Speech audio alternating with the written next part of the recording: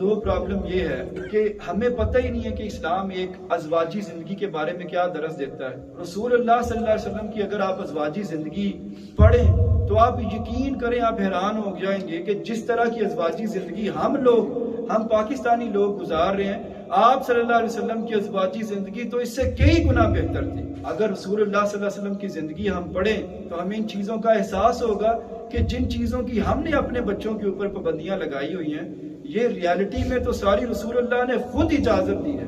اور تیسری چیز یہ ہے کہ بچے کی شادی کرتے وقت ہم ان کی مرضی پوچھتے ہی نہیں۔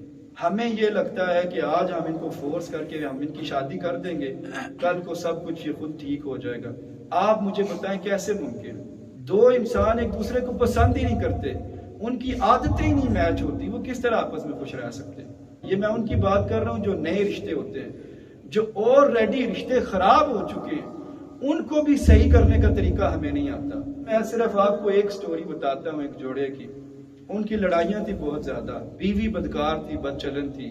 خامد نے بڑی ٹرائی کی، اس کو بڑا سمجھایا کہ اس کی بیوی ان کاموں سے باز آ جائے، لیکن اس کی بیوی نہیں مانتی تھی۔ ایک دن وہ ایک بندے کے پاس گیا، اس نے سارا قصہ سنایا کہ میری بیوی ایسے ہے اور مجھے بتاؤ کہ میں اس کو کس طرح حل کر سکتا ہوں۔ اب وہ بندہ بڑا سیانا تھا، اس نے کہا میرے پاس علاج ہے، تمہاری بیوی اتنی صحیح اور ٹھیک ہو جائے گی، اتنی نیک ہو جائے گی، تم گمان بھی نہیں کر سکتے، لیکن طریقہ کار بڑا مشکل ہے۔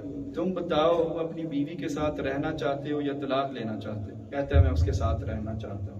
اس نے کہا ٹھیک ہے، آج آپ نے جانا ہے مارکیٹ میں، ایک پین اور ایک بک لینی ہے، اور پین اور بک لے کر میرے پاس واپس آؤ۔ وہ پین اس نے خریدا، بک خریدی، واپس گیا تو اس بندے نے اس کو مشورہ یہ دیا کہ آج کے بعد تم نے اپنی بیوی کی جتنی بھی خوبیاں ہیں وہ ایک نوٹ بک میں لکھنا شروع کر دیں، اور جب یہ تمہاری نوٹ بک مکمل ہو جائے تو تم نے اس نوٹ بک کو میرے پاس لے کے آنا۔ میں نے کہا ٹھیک ہے، لیکن اس میں پرابلم یہ ہے کہ میری بیوی نے تو آج تک اچھا کام کیا ہی کوئی نہیں، اس میں اچھائی نام کی کوئی چیز ہی نہیں ہے، تو میں کیا لکھوں؟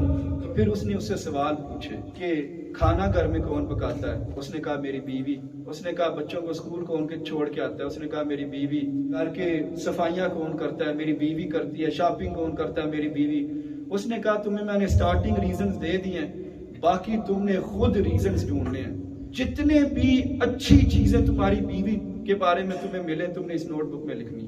گھر گیا، اس نے لکھنا شروع کر دیا۔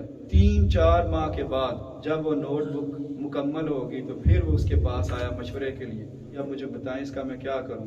اس نے کہا کہ جب تمہاری بیوی کی سالگرہ ہوگی تو تم نے یہ بک اس کو گفٹ کرنی ہے۔